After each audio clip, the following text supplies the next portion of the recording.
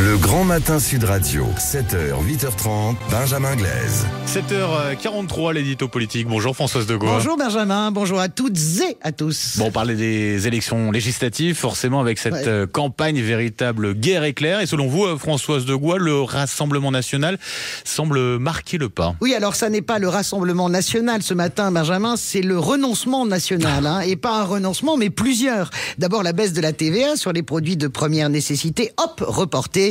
Malgré Marine Le Pen qui en avait fait une urgence, je vous rappelle. Le voile islamique interdit dans l'espace public, hop, reporté.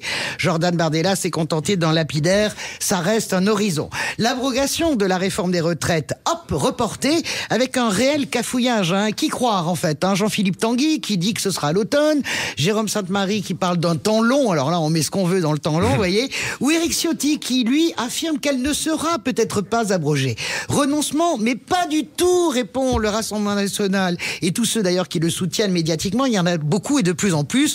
Voilà qu'on nous parle de sagesse, de raison, de sens des responsabilités, en écho en fait à cette gauche dispendieuse, vous voyez, et totalement irréaliste.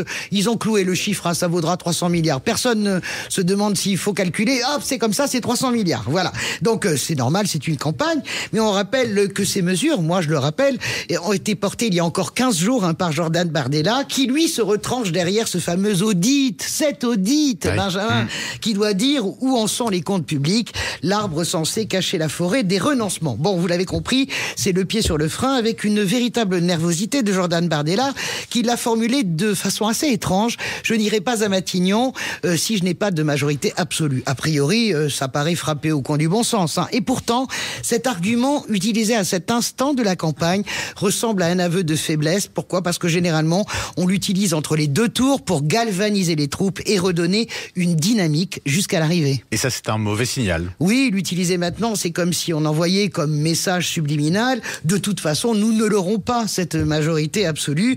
Il est vrai que les sondages sont étonnants. Il y a une dynamique à gauche évidente, malgré les tiraillements et les dissidences, qui restent tout de même assez minimes, sur 577 circonscriptions. Mais même s'il y a une dynamique, la gauche, elle est loin du Rassemblement National. 28% contre 33% dans le dernier sondage IFOP.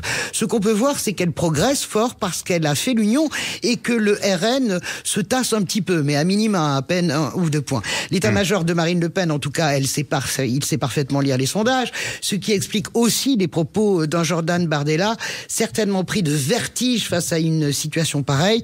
On pourrait dire ce que l'on veut, mon cher Benjamin, et d'ailleurs on le dira, non, on ne peut pas aller à Matignon à 28 ans sans jamais avoir exercé le pouvoir, même si on est très doué. On peut nous expliquer les ronds, les carrés, et je pense qu'il y a cette dimension psychologique en ce moment, dans ce moment de flottement, mais ce mouvement de flottement politique et psychique, eh bien, il profite à beaucoup de gens, sauf à qui ?